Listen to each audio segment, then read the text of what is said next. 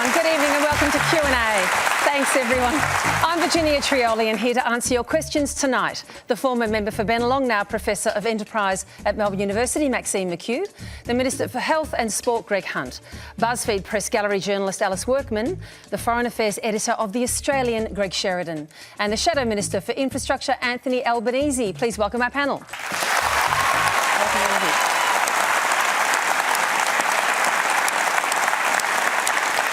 Q&A is live across Australia on ABC TV, iView and News Radio at 9 p.m. Eastern Daylight Saving Time. And you can stream us around the world on YouTube, Facebook and Periscope. Now, it's been a long, exhausting year in politics on all sides, capped off, of course, with an unexpected by-election. So let's go straight to our first question. It comes from Francesco Baresi. Good evening. The Coalition has had a difficult 2017, but with the legalisation of same-sex marriage, recent polling improvements, the Labor Party now marred by dual citizenship issues and the restoration of the government's majority through John Alexander's victory in Bennelong, is Malcolm Turnbull's luck finally beginning to change? I think we'll go straight to the press gallery for that one. Alice Workman. Well, I thought I was here tonight to explain memes to you all, but maybe I'll stick with the, we can do that later. Political analysis first. I think that Malcolm Turnbull's been a bit of a Stephen Bradbury this year.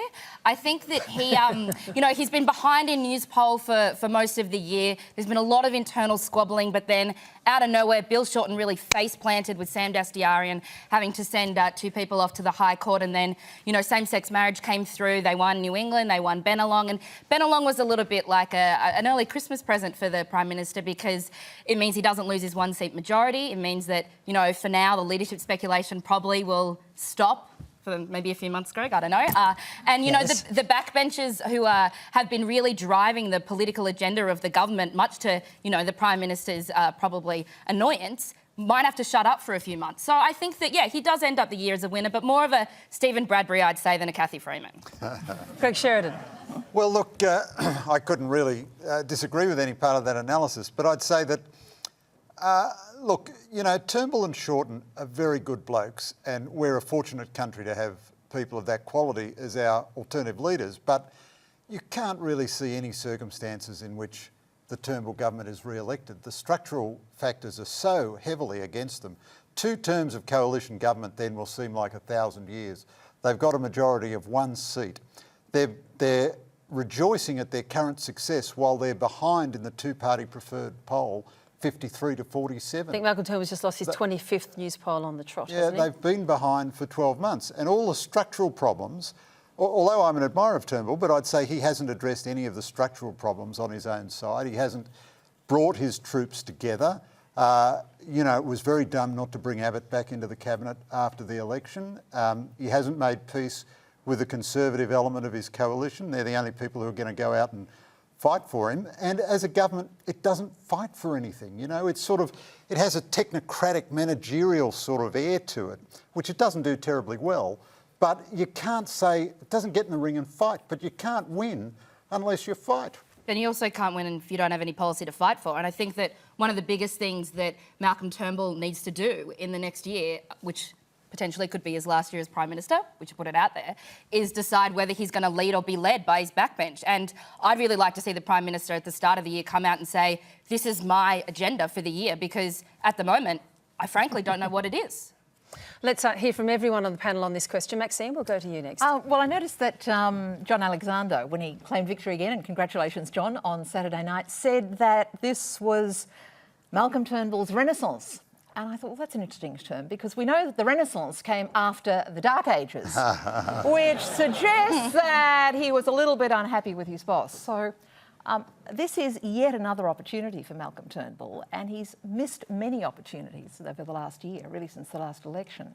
I'm hoping that, in fact, he comes back next year and does the unfinished business of this parliament, and that is to clean up the show.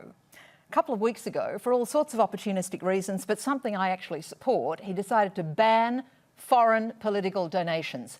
Big tick from me, but it's only a little part of the job. The rest of it is to have full-on comprehensive campaign finance reform. not just about the money that you get from the Chinese, but the money you get from the corporates, the money you get from unions, everyone. We need caps on donations, we need on-time disclosure, and while we're doing all that, let's have a look at all of those committee reports that suggest we need some kind of integrity commission in Canberra. Now, Greg, I know there are plenty of people on your side who have worked hard on endless Senate committees and joint committees. The Labor Party is almost there on a lot of that agenda. We are going to come to this later in the We've got to clean up the show before we get to the reform. We have a question on this, so we'll hold the rest of that until then. But I'll go to Anthony Albanese now. Are you now all those nameless guys who fell over before Stephen Bradbury got the gold medal? Well, the problem for Malcolm Turnbull has been that he had a plan to get rid of Tony Abbott. But once he seized the Prime Ministership, I think that Australians breathed a great sense of relief. It was like the days of conflict and partisan politics were going to move on. He spoke about, on this show, he used this show as a platform to speak about treating the Australian population like adults. And what we've seen, though, is no agenda, no sense of purpose, so that we've seen drift on areas like energy policy, climate change, something that I believe Malcolm Turnbull believes in. We've had a clean energy target established by the chief scientist and then rejected. We still don't have any policy at the end of this year. There was nothing new in it in my EFO. Can I just get you to return to the question, which is about whether his luck has changed, and it would seem to the questioner and to others that it has. Well, and that your fortunes have changed in the opposite direction. Well, the polls haven't changed one bit. Today's news poll shows 53 to 47. What that would indicate, the consistency of the polls, which have been either 54-46 or 53-47 for a long period of time, would indicate that a lot of people have made up their mind. I think they would like him. They're willing him on to success, but it's not happening, and I can't see any real change on the ground. And the fact that you have this tremendous victory in a seat that was held by the coalition by 60%, that's been held once because we had a fantastic candidate, Maxine McKew, in 2007 once. It's the only time that we've won federally. So the fact that that's seen as such a significant win, I think indicates a very poor base from which Malcolm Turnbull's operating. Well, we'll go to you, Greg Hunt, on that particular question, but I think Anthony Albanese and Greg Sheridan make a good point, which is on the only poll that counts, and the polls that we have at the moment, the fortunes aren't that good. Look, I'd respectfully disagree. I'm very optimistic. I'm optimistic about the finish of the year.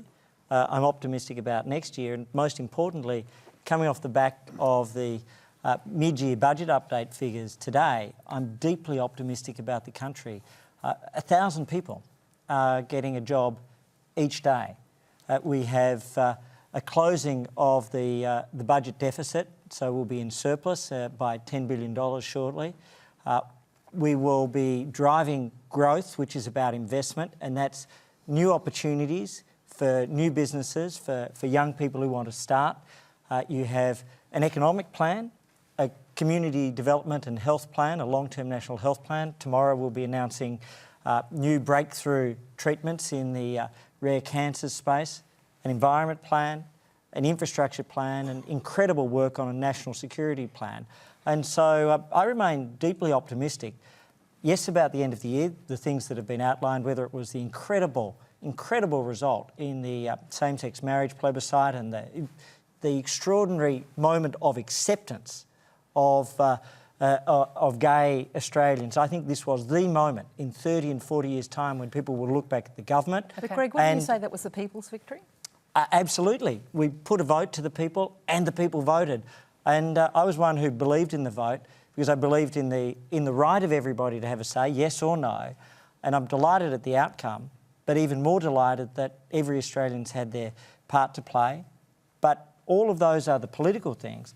The deep substantive thing is Australians getting jobs and the continued growth and the fact that this all comes from a very clear set of plans. And then in my own space, the fact that we are able to list new medicines for for cancer, for conditions such as heart disease, for Crohn's Again, and we're colitis, going really to come to significant some of those issues. That- We've got some that's- medical questions. That's why, at the end of the day, I remain deeply optimistic about the future. All right, let's move on to our next question from politics to policy. Our next question comes from Kathleen Ing. Coming from a public sector workplace where there is mandatory reporting for gifts over $50 to ensure there is no perceived, actual or potential conflict of interest, the public is concerned about undue influence of political donations. Isn't it time, China may be the subject of debate at the moment, but isn't it time to go back to basics, to review and restrict funding from both domestic and foreign sources? We had a little bit of commentary on this just before from Maxine McKew, but Greg Sheridan, I'll come to you first of all.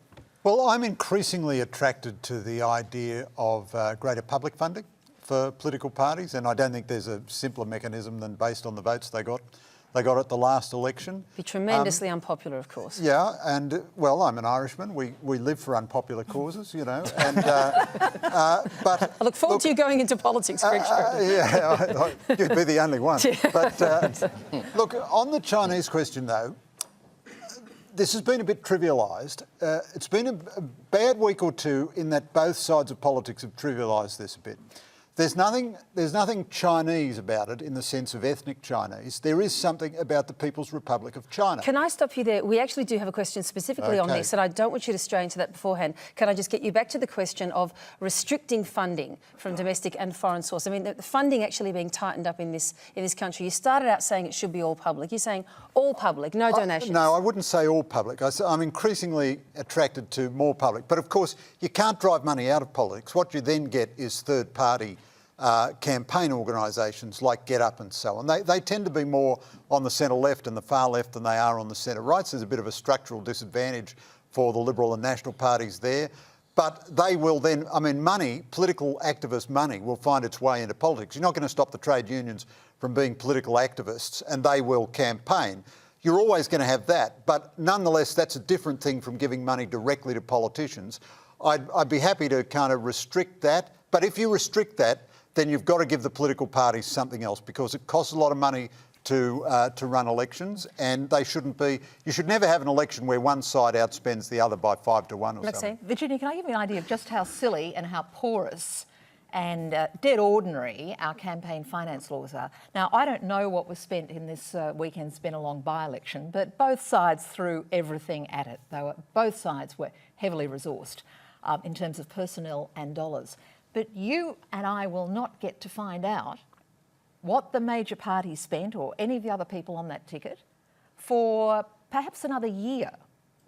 That's the current system, perfectly legal, but it could be up to a year before all that information goes on the Australian Electoral Commission site. Now, we've already got some pretty good moves underway across the states down the eastern seaboard. Queensland has got tighter laws, New South Wales has got tighter laws, and Daniel Andrews here in Victoria is promising the tightest set of laws of all next year. We will see. Quite frankly, it will amount to nothing unless Canberra takes action to ensure that there are nationally consistent laws across the country. Because if money is stopped at one source, it will go to the national offices. So what is required is for action in Canberra and comprehensively. Just before I move on, just very quickly, because we'll have to get to the other panellists, do you have a strong sense yourself of what those sources exactly should be and shouldn't be? Well, if you look at, say, the Canadian model, I think they have a cap of about $1,500 from either individuals or entities. That's it, $1,500. 50 individuals within one entity could give $1,500 each. Sorry, $1,500 from an entity, say a corporation, yep, or from an individual. That's it. It's capped at that, right? And there is no third-party funding, no third-party campaigns allowed in the election period or a period leading up to the election. I'll come to the politicians in a moment. Alice Workman. I think that one of the big issues is inconsistency with reporting as well. So we need to, and the AAC's website, as much as I love the AAC, they do a great job. It's very difficult to search through and find who is giving money to whom and how much. So I think that definitely needs to be included in any kind of reform. And I think that pretty much everyone has agreed there needs to be reform in the area. Do you like the sound of this, Greg Hunt? I mean, I can imagine the politicians blanching at the idea of all that money, that river of money drying up.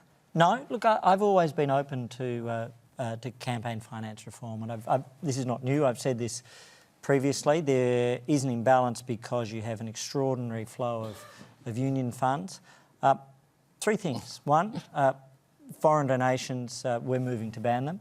Two, foreign influence, which we were already doing before the Sam Dastyari issue came up, but that's almost unique in Australian parliamentary history, the degree and the gravity of what was involved, and somebody will be having to leave Parliament as a consequence, but not yet, obviously. For some reason he's still there. And then the third thing, it's been my long-held public position that I am in favour, so long as the third party issues that Maxine outlines that's the knotty one. Are dealt with. And the disadvantage and the risk is that you can have the unions and Get Up play a role whilst the parliamentary parties had relative parity but inequality on the other side. So Greg, I'm open to changes. We've seen massive dollars coming from the mining industry, from the bankers and all the rest of it. So in fact, there's big dollars from both sides. It shouldn't be beyond. It should not be beyond the... You just mentioned a terrific example. We are ending the year on an extraordinary spectacle of the Parliament coming together on an important issue of social equality. Can there be no more other important issue than putting a bit of purity back into our democracy? Do you support your leader coming back next year and grabbing this and putting it in I want to hear what Anthony Albanese thinks. Greg foreign influence laws. Minister, I'm going to stop you there. Anthony Albanese? For bipartisanship immediately. Well, we of course have had legislation before the Parliament about foreign donations. We've had it, it's been defeated twice. I support campaign finance reform. I have for a very long time as an official of the New South Wales branch. Going back to the 1980s, I was arguing this case. In New South Wales, there's much better transparency. I think that's a key. Knowing who's donating and when immediately. It is absurd that we had circumstances whereby people didn't know about Malcolm Turnbull's massive donation to the Liberal Party until well afterwards, and it was forced out of him for that to become public. That's an absurd situation. You should have caps on the amount in which candidates can spend, and we should do this. It can only work if it's a bipartisan way, and if we deal with, third parties have to be dealt with as well, whether they be lobby groups like Get Up or what have you, or whether they be the biggest campaign that's been held in this country, of course, was the miners, campaigning for their own interests, putting tens of millions of dollars into that campaign. OK, let's go to our next question now, and it comes from James Hogben. Recently, we've had Sam Dastyari kicked out of the Australian Parliament because he allegedly foolishly told a foreign national that he was being tapped by ASIO.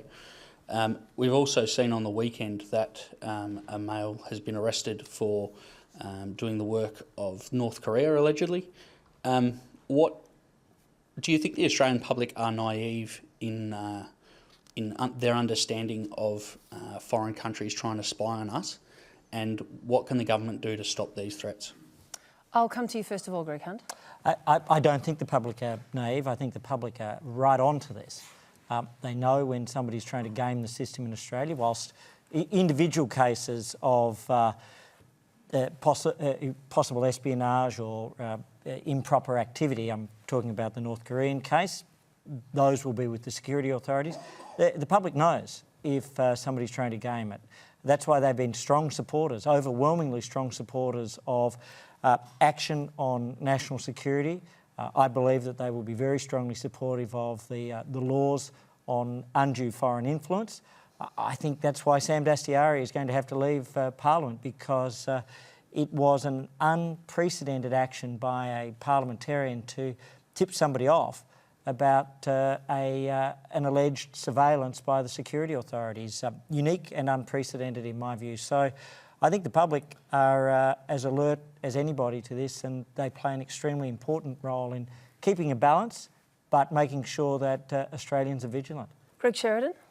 Well, I really do think, Virginia, that this is a very important issue, and I think both sides of politics have got their rhetoric a bit wrong lately. I think the government overdid its rhetoric, and I think Labor was wrong to claim that the government was China-phobic. This is not about China in any ethnic sense. The million Australians of Chinese background first-class Australians. This is not about them. This is about a foreign government. We almost shouldn't call it China. We should call it the People's Republic of China government, the PRC. Go back to the old terminology. There is no doubt, everyone in the national security establishment knows that the government in Beijing makes a massive effort to steal our secrets, to attack us with cyber weapons, to suborn and influence our politicians, to buy political influence, to keep under surveillance PRC citizens who are in Australia, whether they're students or others. There is an element of blackmail and intimidation of PRC students by the government in Beijing. Now, you put it all together, it's a very, very unpleasant thing. Now, what's new is that there are new methods of cyber intrusion and new methods of financial intrusion, which are the children of globalisation, if you like. And so we're dealing with a new situation. Other countries are dealing with it too. The United States, Canada, Britain, even New Zealand. Just to jump in, the question went to whether we were naive, whether we actually really had a grasp on all of this of the situation that you describe. And it's exactly what I've heard at cybersecurity conferences as well, where those cyber attacks against Australian businesses are daily and are just expected. Do we fully comprehend that? I think our discussion has been a bit naive for several reasons. One is, quite rightly, responsible national leaders, government and opposition, don't want to offend the government of China, which is a very important trade partner for us. But that has made them mute, and they haven't educated the public about a terrible reality.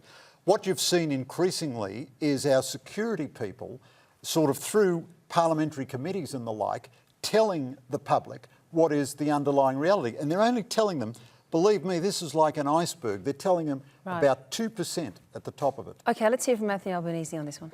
Well, I don't think Australians are naive. I think Australians are very conscious about our national interest and are also conscious about the fact that foreign governments of various persuasions will try and influence the Australian economy and the Australian political system.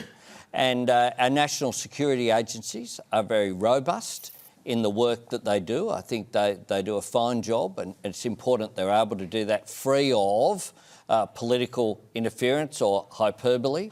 One of the big issues that we dealt with in government was Huawei and whether they got the capacity to participate in the national broadband network. Now, we were very transparent saying that there were national security interests there. We didn't go into all of the detail, and I think that is appropriate, that not everything be out there. But we made it very clear on what was a critical infrastructure issue. I think that the issue of the Port of Darwin is a big issue that I wouldn't personally have. I think that should be an Australian government ownership or Northern Territory government ownership. And I think there are key assets where we need to make sure that public ownership by Australians, by Australian elected governments, is maintained for those reasons. I want to go to James, who asked our question, just for a quick comment, and then we'll come to Alice Workman. Anthony, if the Australian public aren't naive, why did it take so long for Sam to resign? He should have resigned straight away. Well, some of it, of course, with regard to Sam Dastyari clearly made grave errors of judgment and repeated, and it's cost him his political career. But let's also put some perspective on here. Everyone knew that the gentleman concerned was under scrutiny because it was on the front page of every newspaper. Now, I don't know what happened in a conversation between two people in a house in wherever he lives in Sydney, but that issue had been on the front page of every paper for a long period of time. Alice Workman. James, I think that it's a really important question, and I think the unfortunate answer is we're as naive as the government or security agencies want us to be, because especially under the new national security legislation, which actually prohibits a lot of reporting on these issues. So if you look at ASIO investigations, ASIO wiretaps, ASIO leaks, some of them are illegal to report on. You could go to jail as a journalist for reporting on them. So I think that it's really unfortunate that we live in a climate where the government doesn't trust journalists to do their job properly and give them the information that the public needs to know, and would rather kind of lock up this information and, wait for a year, 6 months further down the track to let them know when the issue has resolved itself or died down. Okay. Maxine, just very quickly. Just something I'd draw everyone's attention to. I thought it was very interesting. Not so long ago, the Secretary of the Department of Foreign Affairs and Trade, Frances Adamson, actually made a speech which was very interesting, and it was a message to Chinese Australians and Chinese Australian students in particular, and she was saying, you shouldn't feel intimidated. And it was a message to say that if they're getting the messages from the PRC and, you know, their other masters and all the rest of it about behaving in a certain way, coming out in the streets in support of Beijing, they should be making up their own minds. I thought it was a very interesting comment from the Secretary as opposed to the Foreign Affairs Minister. So it's an example of us actually, I think at a very senior level, the Secretary of the Department taking this issue head on. I applauded that. I think the wider issue, though, is that we are a bit naive or underdone on our overall foreign policy. And Hugh White has gone to this question in a large piece in the Quarterly. And he's basically saying, we still have the view that great and powerful friends like America will be there for us.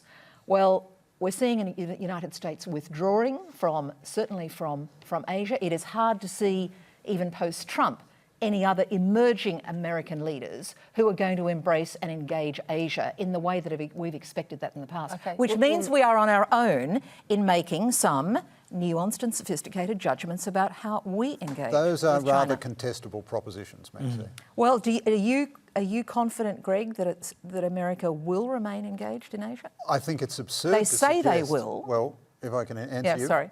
I think it's absurd to suggest that they're withdrawing. I'm not confident of anything Trump will do. I'm on the record of saying I think Trump is a poor leader for the Americans. But this alliance and this relationship has been critical to our security for more than 100 years. So the smart thing for us to do is weather Trump and make the thing work. And they're still the most powerful nation in the world by a million miles. Okay. And it's in our interest to keep them engaged.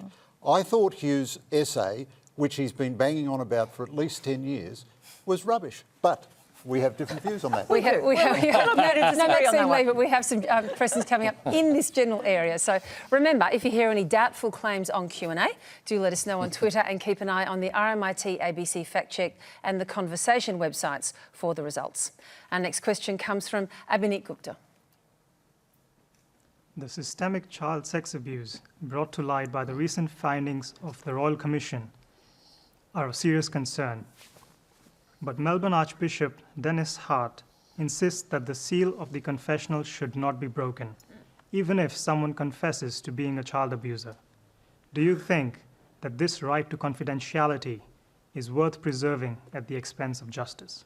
Greg Hunt, we'll come straight to you because, of course, the recommendations are now ones for the government to pick up. What do you think? My honest view, as a father, as somebody who takes care of an electorate, and you see magnificent parents and schools and students, is if a child's life or health is in danger, there is an absolute duty that trumps everything else to take care of that. And that will be my position.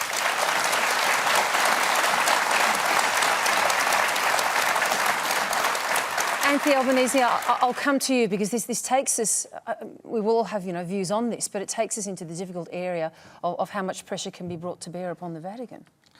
Well, it is a difficult area, but the whole area of child sexual abuse is difficult. That's why it wasn't confronted for such a long period of time. And when I look back at the period in which we're in government, I think that Julia Gillard deserves absolute credit as Prime Minister for having the courage to make this decision. I mean, this is what Royal Commission should be for, not to pursue political opponents, to make a difference to people's lives. And there's something like 8,000 private sessions, 57 public hearings, all sorts of people have been able to tell their story. And that's been important in terms of prosecutions. It's also been important in terms of changing culture, but there hasn't been enough culture change. And I think those institutions that have been responsible for some of this abuse need a bit more humility, in my view, in how they've responded. Greg Sheridan. Well, look, I think the Royal Commission did enormously valuable work. This is a gut-wrenching and terrible issue. It's the most confronting and awful thing. And as a Catholic, it's the worst thing I've ever heard about my church. I don't agree with the proposition that you break the seal of the confessional. The Royal Commission itself recommends that client-attorney privilege be maintained for child sexual abusers talking to their lawyers. Now, they might tell their lawyer in dealing with 3 offences that they're aware of 3 other offences, but the lawyer, under the rules of the Royal Commission, is not compelled to tell anybody about it because they believe there is a social value in lawyer-client confidentiality. Now, the truth is, not many Catholics go to confession these days. The whole point of confession is that it's anonymous. There are no real proven cases of actual child abusers telling priests about it. Frank Brennan, who is the most law-abiding citizen in the world, says if this becomes the law, he will simply disobey the law every time he hears confession. This will do nothing to help abused children, but it is part of what I think is quite an ugly phenomenon of using this tragedy to prosecute an agenda to chase the churches out of the public square in Australia. You think he's just prosecuting an agenda against the church rather than actually trying to achieve some good if there was a confession made in a confessional and there would be some protection for that person who was clearly breaking the law? Well, no priest that I've ever met, and I've asked a lot of them about this, has ever had a confession of that kind. And I think if memory serves, according to hearings in the commission, there was at least one, but notwithstanding that, on that one case, it still is breaking the law, and you're saying that's okay. No, well, it's not breaking the law at the moment. They're trying to change the law. But on that one case, the commission did not refer to that case because it was not established that it was actually a fact.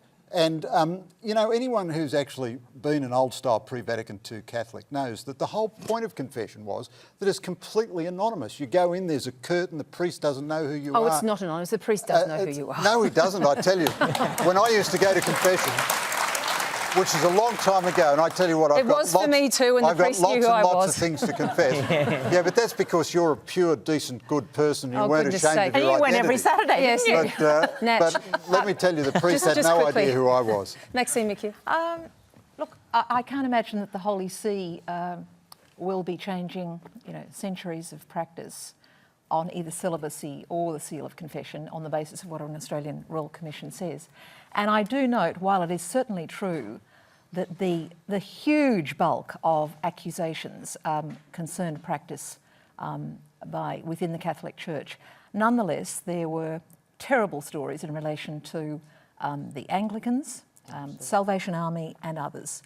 And the issues of confession and celibacy do not apply in those situations. So these may be, I've heard Catholic bishops say, in fact, that it's time to put celibacy aside and all the rest of it. But it's not, quite frankly, it is not central to the issue of sex abuse. So I tend to think that the prominence that these issues have been given takes away from all of the other hard work that, in fact, I'm sure the Parliament will be addressing in the new year and already has started to go through that. And that is about the protection and respect for children. I think it's also important to note it's not just religious institutions either. No, absolutely. Boy Scouts, there are a whole range of civil society institutions that were impacted by this. Yes, and the Commission was clear on that. Alice Workman. I'll leave it to the lawmakers to come up with the laws, but I think that one of the most important recommendations in there was the issue about the lack of women in the hierarchy in the church, and that if potentially there'd been more women around, then maybe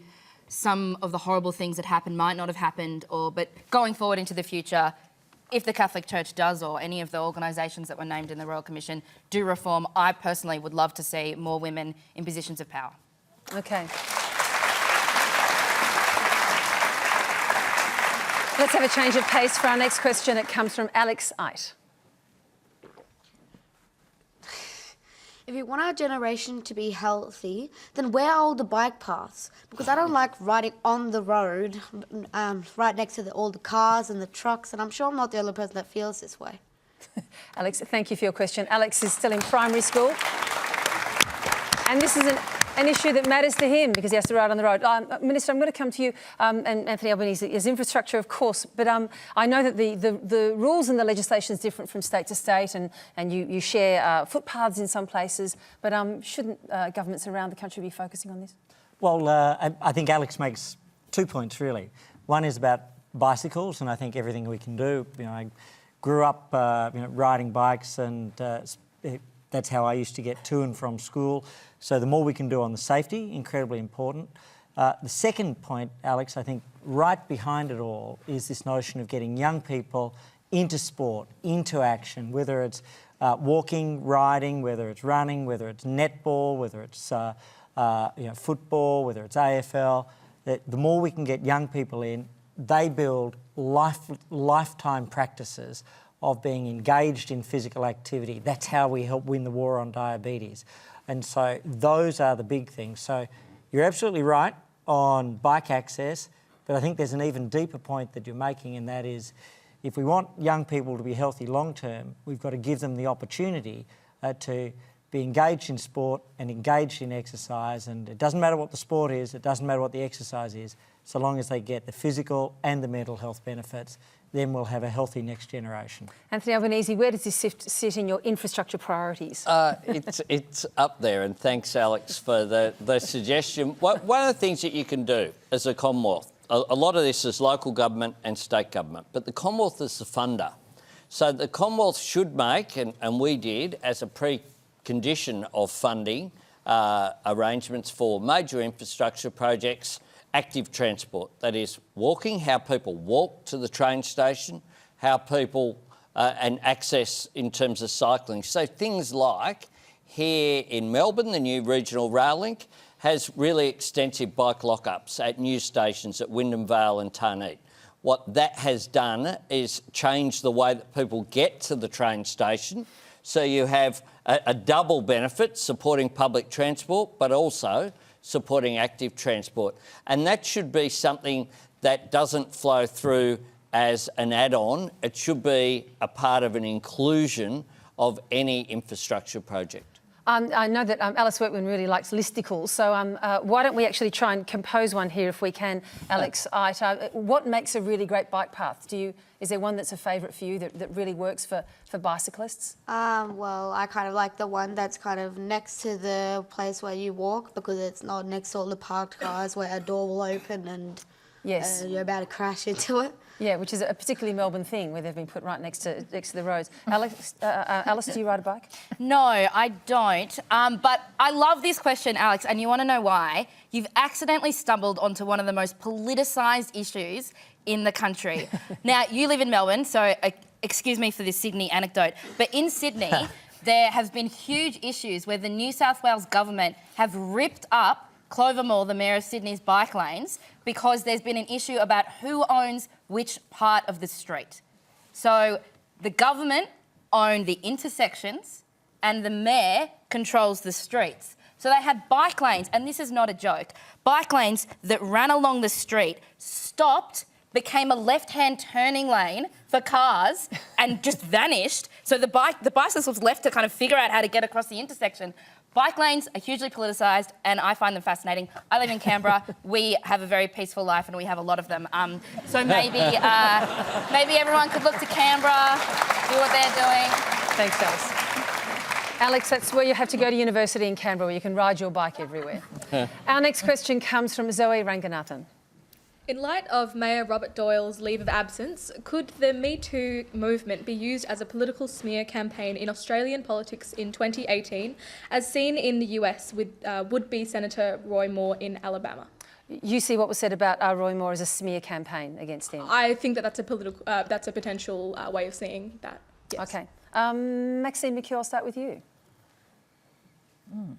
I don't like the idea of any kind of smear campaign. So I'd say a definite no on that question. That is not to say that, in fact, there is well-deserved fury and momentum around the outing of, in what looks to be the cases of some outrageous sexual predators. But I've got to say, I have got a bit of a concern when people start running all the way in this direction and get a head of steam up, some not so guilty people get caught up in it. I happen to be appalled at the way Geoffrey Rush has been treated recently. He's been denied any natural justice. He went to the Sydney Theatre Company and asked to hear the allegations against him. He knows nothing. And good for him, he's now taken out legal action against the Daily Telegraph, which published stories against him. So I think this is a tricky one. I have every sympathy for those women who have been treated appallingly in the workplace, and you don't get to spend 30 or 40 years in the workplace in the media, as I have done, and in politics and in other areas, without having a few battle scars. And I'm not going to go into my stories tonight. But it worries me that campaigns and even talk of organised smear campaigns will get ahead of steam and will take all before it. Don't like that one little bit. Where's the talk of the organised smear campaigns? Well, sorry, this laid the question. Oh, you mean in relation to Roy Moore? I just said that. Yeah. Alice Workman?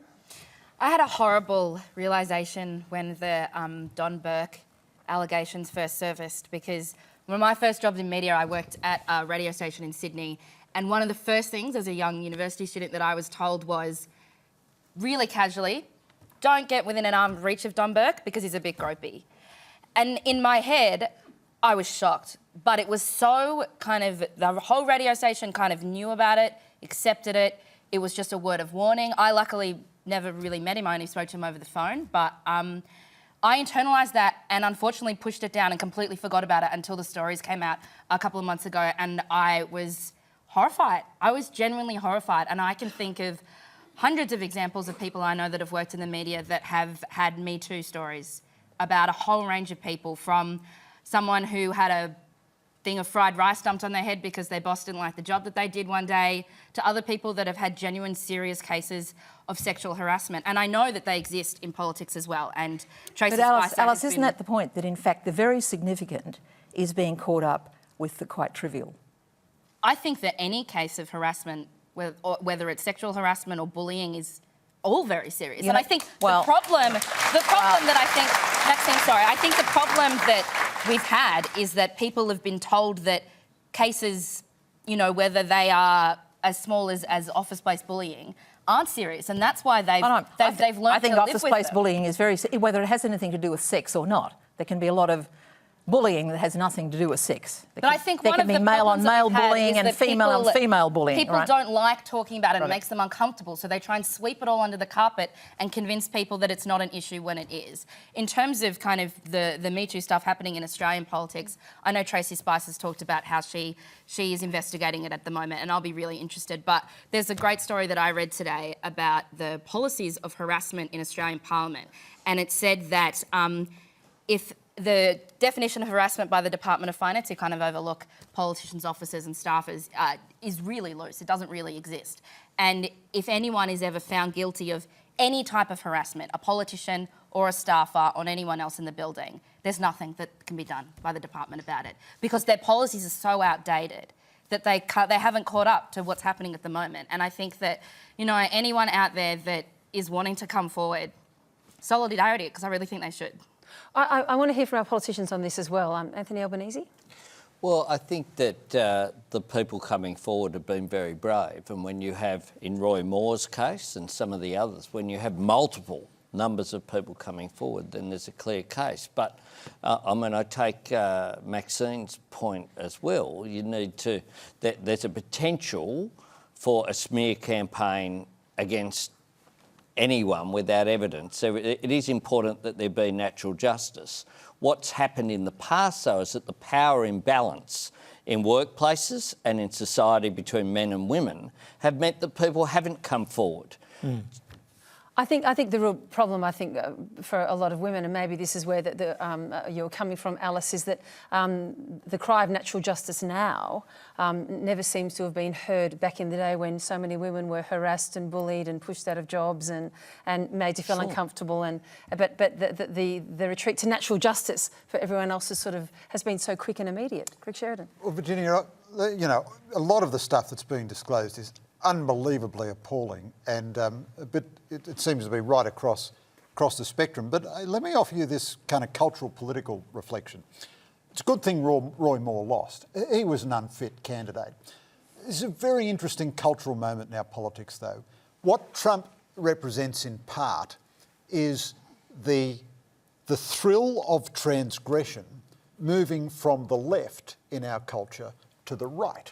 Remember the famous Alec Ginsberg poem, Go F Yourself with Your Atom Bomb and so forth. It was one of the first times the F word was used in sort of polite company. And this was a frisson of excitement in the society, and gosh, the left were daring and so on. They used to use bad language, and baby boomer lefties love to try to shock their parents. They spend their whole life doing it. From beat poetry to Donald Trump, I would never have thought this is a thesis from you, but anyway, go on. No, well, you know, I think this is a very serious cultural point.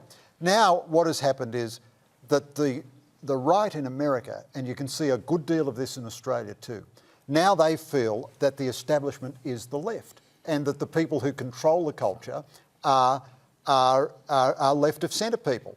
And the Hollywood political culture and the New York Times, the Washington Post, all the rest of it, is a left of centre culture. So I thought Trump's odiousness meant that he would never be elected. Yes. But what has happened is that millions and millions of people who feel grumpy with the culture have said, actually, we enjoy being naughty. And they're learning the thrill of transgression that the lefties used to sort of pioneer 30 years ago. When you have a culture where both left and right enjoy nothing more than being rude to each other and, you know, establishing that they're odious and barbaric. It's an interesting theory, but those transgressions, as you call them, or assaults or harassments have been going on for a long time. I'm not talking about physical assault or anything. I'm talking about odious, rude, crass behaviour. I want to hear from Greg Hunt on this as well. Sure. Look, I think the key thing here is historically there haven't been what you might call safe processes where people felt they could put forward their case. I think this is probably a point of very strong agreement between Anthony and I. And so to be establishing those processes where people feel they can put their case and those who are accused also have the capacity to respond, that's a bit different from natural justice. It's just basic fairness, and it's a safeguard in the system. So I think that might be what you're looking for, safeguards in the system. You've got to feel safe to put your case forward. You've got to feel as if you can put a counter case to make sure that there aren't the very rare, I would say, very rare but occasional cases of false accusation. But overwhelmingly, the problem has been that women have not felt safe or confident to put their concerns forward. And we're making progress. We haven't got far enough yet, and that's part of our parliamentary task in the next year. All right, let's move on to our next question. It comes from Alex Giannopoulos. Today, Scott Morrison cut $2 billion from university funding. Are we Americanising our university system, and is our obsession with balancing the books taking precedence over access to higher education?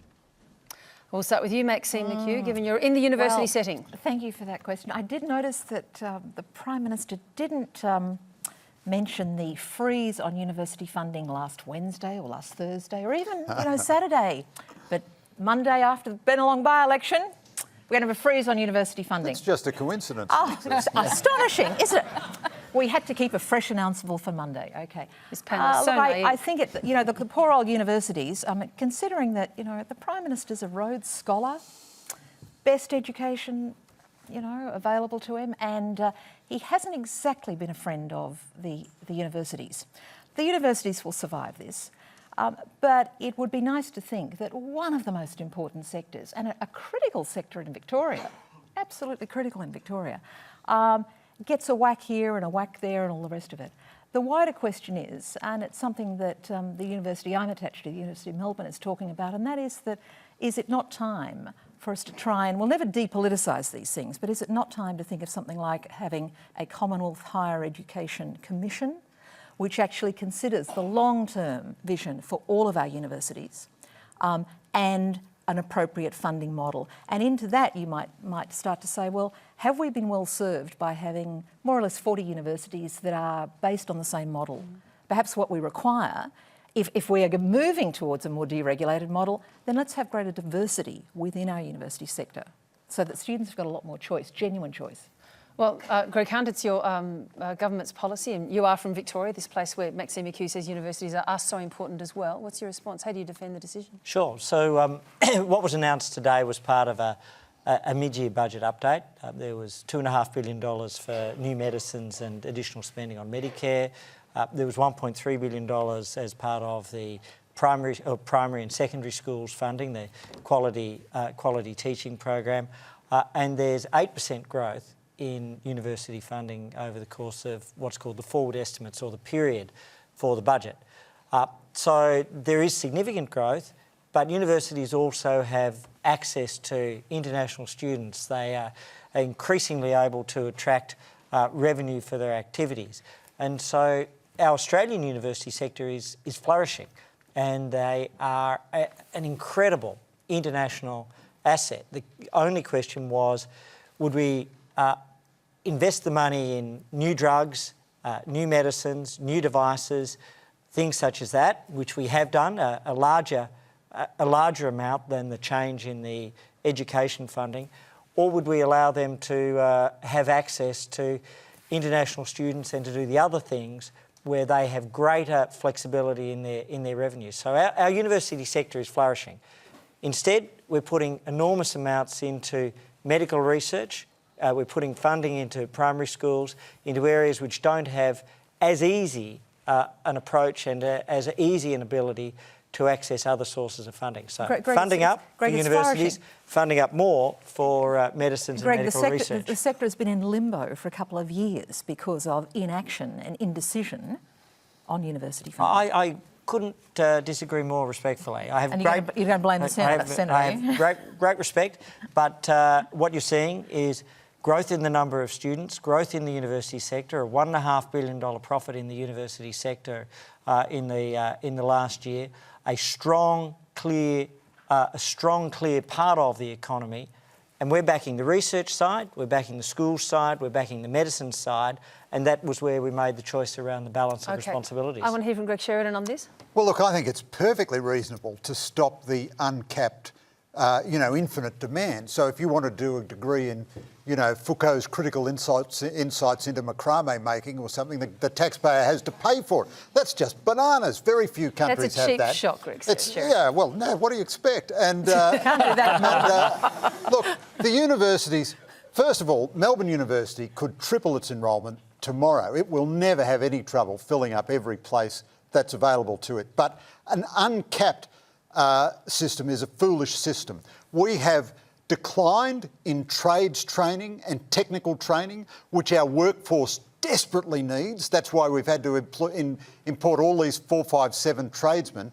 But we train people, the state of the humanities in most universities is wretched, dominated by loathsome French critical theory and of no use to anyone, least of all the undergraduates who have to suffer through the appalling course material.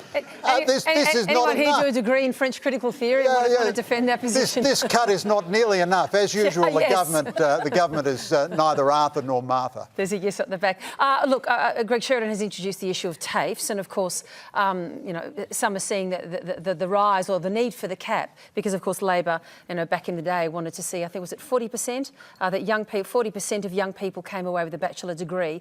Looking back on that, do you see that now at the expense of TAFEs?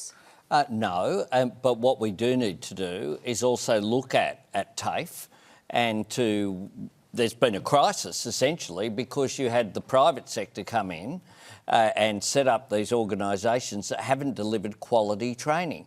And to be frank, both sides of politics are in part responsible for that. I'm not just blaming the current government. I think that we made some mistakes when we were in government as well. But with regard to universities, what we're having here is we've had legislation. It's right, the higher ed sector has been in limbo for a couple of years because the legislation hasn't been able to be got through the Parliament. So what the government did today was say, well, we won't worry about getting our arguments up through the Parliament. We'll come through another way that doesn't need legislation that gives us the same amount of cuts, the $2 billion in cuts. Now, if we're going to compete in this century, we have to compete not on the basis of low wages, which is where we're headed, but on the basis of how smart we are, on innovation, on universities as well as advanced manufacturing, as well as making sure that we have that technical sector in education also looked after. Sure, but if you're in government, you'd have the same budget demands and problems to balance. The cuts have to be somewhere. We wouldn't be giving a tax cut to the big end of town to big business that is going to occur. We would have kept the levy on those above $180,000. We wouldn't have cut that. It's a matter of priorities, and the priority should be the way that you can grow an economy is by investing in infrastructure or investing in people. We do both. Alice Workman. To go back to the question, it's fundamentally an ideological difference, isn't it? So the government have decided that they rather would collect the money, that they want to balance the budget, than to actually ask the sector what they wanted. Because they started off with full fee deregulation, which everyone in the sector, from academics to unions to students to the higher education section of the Australian, everyone universally said it was a bad idea. So they'd done full dereg and they went to partial dereg. They couldn't get that through the Senate. So what have they done instead? They figured out a way to bypass the legislation system and to make the cuts anyway.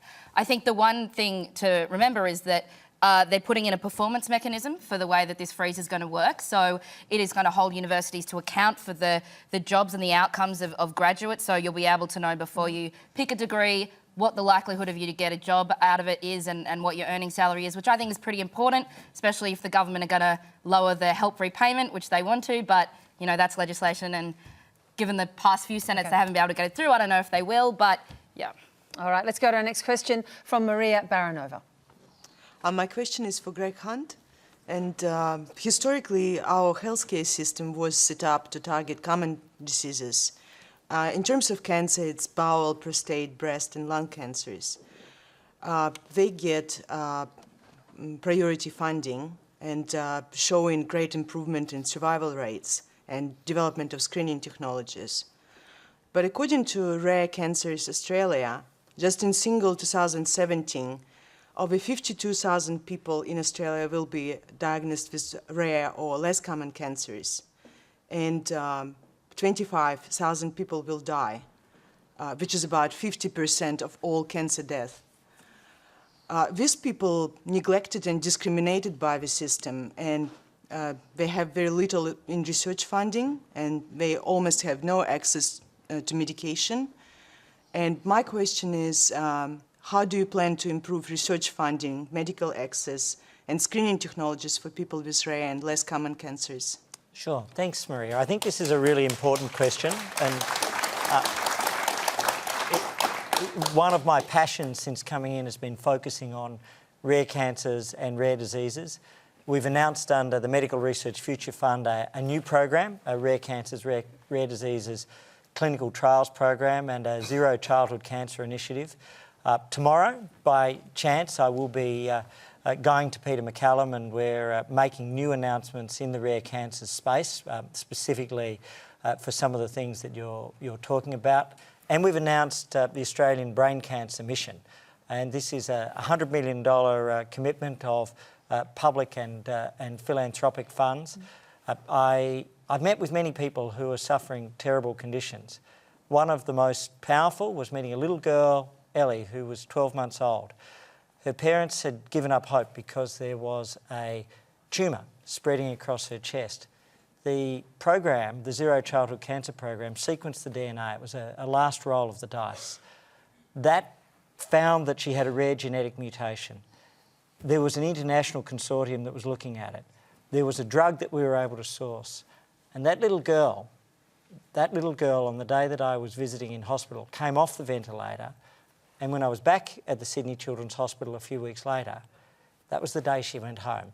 And what you've identified is that every Ellie has to have a shot at having their cancer and their rare condition treated. And that's my goal in my time in this role. Minister, I know the announcement's tomorrow, but at the very least, could you mention a few of the rare cancers that will be covered by the funding announcement tomorrow? Sure. So the sorts of things that we're looking at all up, we deal with different types of pancreatic cancers and lymphomas. These will be over a series of announcements over the coming months. So it's not just tomorrow, but there are a series of announcements. you find that many of the blood cancers are difficult. The brain cancers are catastrophic and particularly target young children. And then we have not been successful in dealing with pancreatic cancer. It's got a terrible survival rate. It's been a Rubik's Cube that the whole world has failed to crack, but we want to be at the forefront of that. We want to be at the forefront of the blood cancers and the lymphomas. And, ovarian cancer as well? Yes, yep. We are very involved with ovarian cancer. So all of these are incredibly important. And only last week we announced a new cervical cancer assessment process, which should have a 30% increase in the lives saved from it. And that's perhaps one of the most important things that I'll ever get to be involved with. Thanks for that. We only have time now for one more question this year. So the final question for 2017, no pressure, it's from Daniel Elkington. In recent Australian political history, we've seen a politician worried about the government controlling its citizens through grammar, a politician worried about not spending too much time on marriage because of the crocodiles, and a Prime Minister spotted eating an onion. Let's face it, Australian politics is really, really funny. Is it only outlets like BuzzFeed that cover this properly by accepting that Ozpol is, at its heart, a great big free comedy? This one's for you.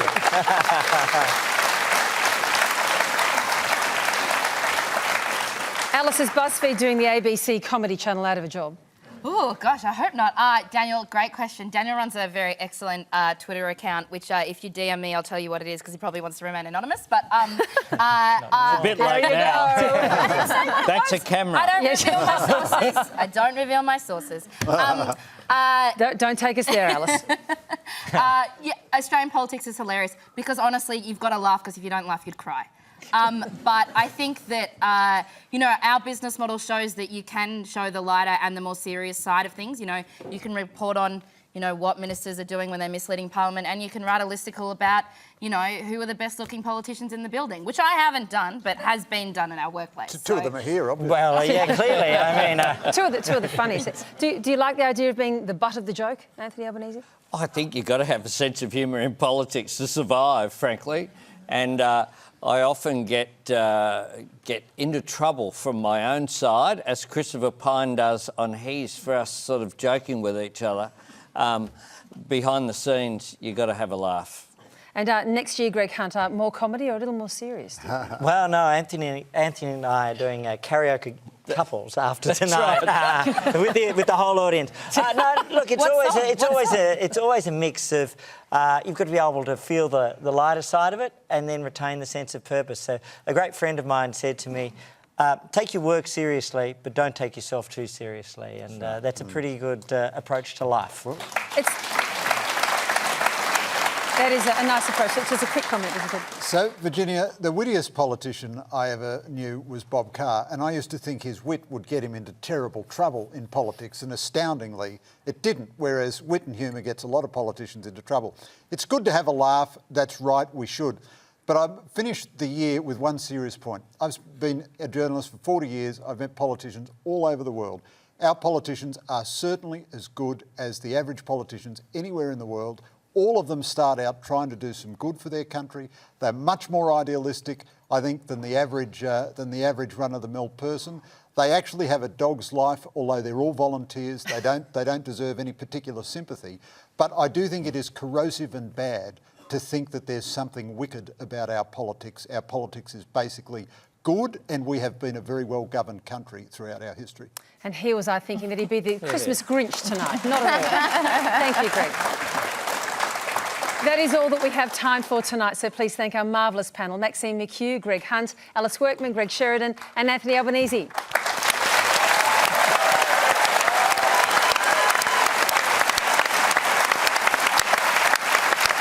can flick over to Q&A Natasha on Facebook Live and use radio to catch Scott Wales and the airport economist Tim Harcourt. They'll have a post-match review of Q&A and they'll take your calls and comments. We are back in February 2018 to tackle the big issues and the huge political year ahead. We hope that you are taking a break over summer too.